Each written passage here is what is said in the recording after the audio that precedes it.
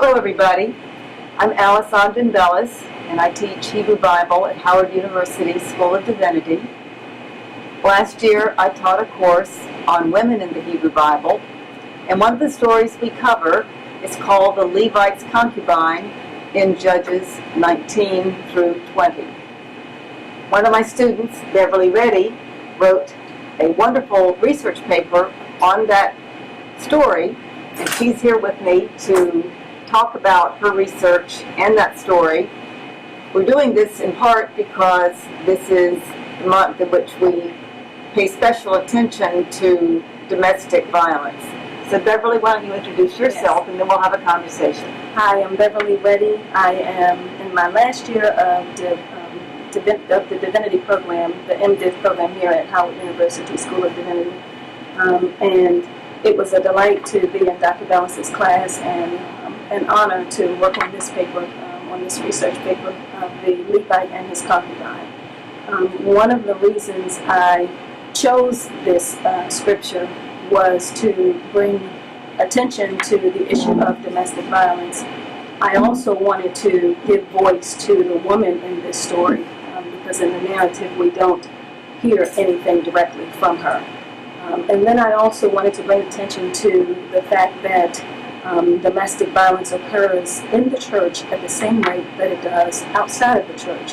And I think that when we look at this story, we can see some of the classic signs of the cycle of domestic violence.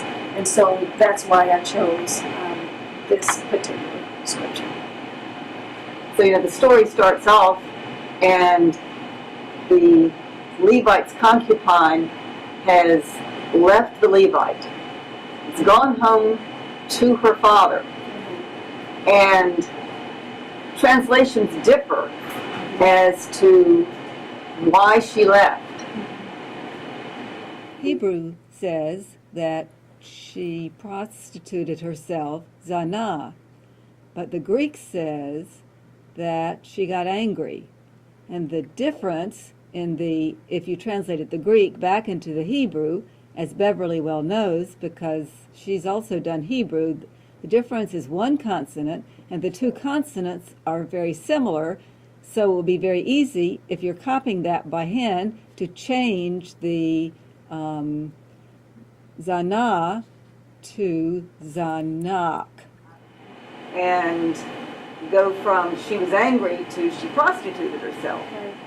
And the scripture is rather unclear, but what we do have is the ability to look at some of the things behind what we see in scripture to determine other aspects of the story. And so when I look at whether or not she prostituted herself versus whether or not she became angry with him, I look at the following verses, which says that, okay, so we know that she left, she went to her father's house, she was there for 4 months, and then following that it says that the Levite came after her after 4 months, and some translations, I think the New Revised Standard says that he came to speak tenderly to her, and other translations say that he came to woo her and to win her back. And so when we look at that, I think it's very unlikely that she prostituted herself against him. It's more likely that she became angry with him for some reason, and she left and went to her father's house. And then he came after her after 4 months to take her back with him. Right, and that suggests that something was going on that made her angry, which you suggested in your paper was very likely some sort of abuse. Right. And I say that because when we look at the cycle of domestic violence, there are 3 phases in the cycle of domestic violence. And so there's a tension building phase where the victim feels threatened. The abuser may threaten the victim and intimidate the victim. And then there is the stage where the abuse actually occurs, where there's physical violence. And then there's a stage where there's a honeymoon period, when all seems well, when the abuser is apologizing to the victim and trying to make things right and convince the victim to stay in the relationship. And I believe that this story begins in that phase. And so this is what I would believe to be the honeymoon period. When she's gone, he's now come after her to woo her which is the language of love, to speak tenderly to her. It's the same language that we see in the story of Dinah, when Shechem rapes her, and then it says he speaks tenderly to her. He really loves her, and so it's the language of love. And so I believe at that point in this story with the Levite, he is indeed speaking tenderly to her. He is trying to convince her to come back with him, and eventually she does. We don't know in the story doesn't tell us that what happened in their conversation. The woman's voice is not lifted, but obviously something occurs in the conversation between them, or between the Levite and her father, but she does indeed leave with him and go back. And of course, it's interesting that her father and the Levite party day after day Right. after day. For several days, yeah. And you wonder what's going on with all of that partying, Right. and whether her father may be concerned about this man, Right. and maybe trying to hold the man to keep him from taking his daughter away. Maybe he Yeah. has some suspicions about him. Yeah. It doesn't tell us specifically in the text, but it is rather suspicious that the father would try and delay them day after day after day. And it happens for a while, and then at a point the Levite finally says, no, it's time to go. And when they leave, it's late in the evening. We still don't hear anything from the woman at this point. But they leave his donkey, his servant, and the concubine. And then they travel, and it gets dark, so they decide that they're going to stay over In Gibeah. in Gibeah, Right, where the Benjamites reside. right. And And finally find an old man who will take them in, but of course the old man himself is a foreigner in the area, and that sets them up for a problem because the townspeople are suspicious of this foreigner in their midst who's taken in other foreigners, and you know what happens next. And so at that point, the men of the town surround the old man's house. They bang on the door and they say, send out this stranger, basically, so that we might be intimate with him. Their intention is to rape him. And so we see at that point that the old man says, don't do this thing to my guest. Here are my virgin daughter and his concubine, take them.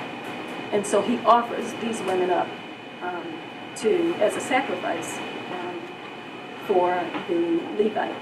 And the men of the town don't want any part of that. They want the Levite. And so what the text says is that he then seizes his concubine and pushes her out to them. And so I would imagine at this point is where we see some tension coming in when all of this is going on at the door, and the old man says, take my daughter and this concubine.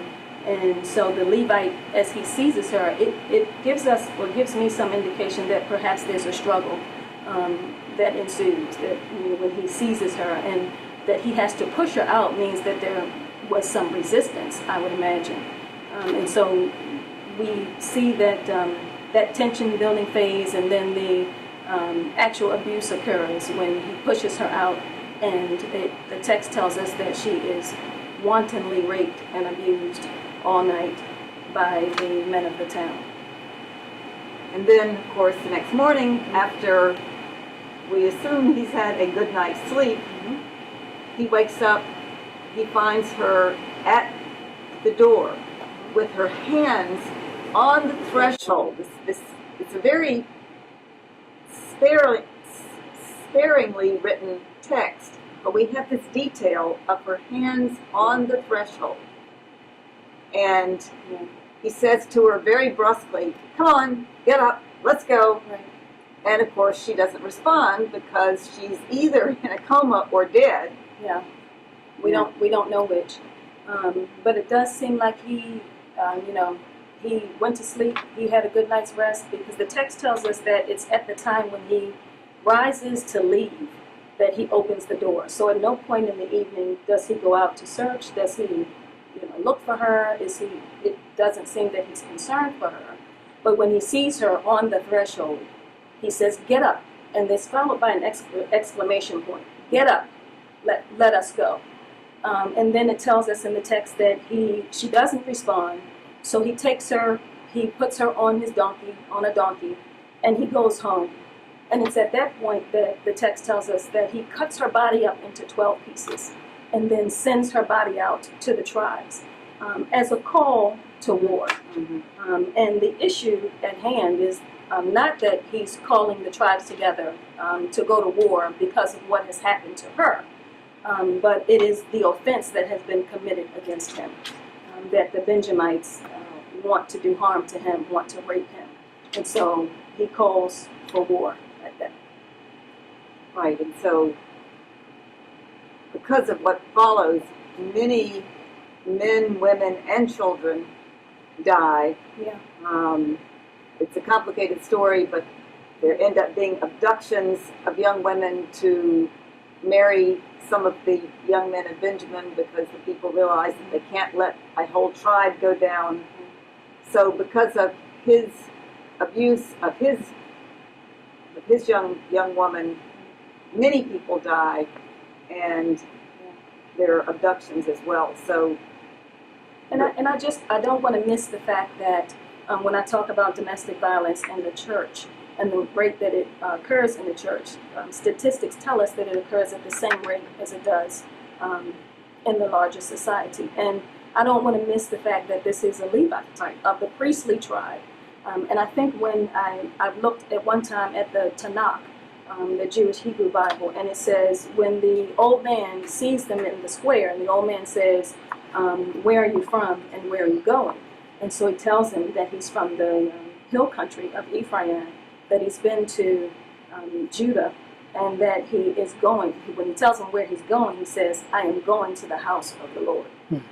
And so it certainly supports the fact that there was violence in the scriptures and Judges and within the ecclesia and we still see it today. That there was violence among the clergy Yeah. in the Hebrew Bible, Right. and there continues to be violence among the clergy today, Yes. sadly.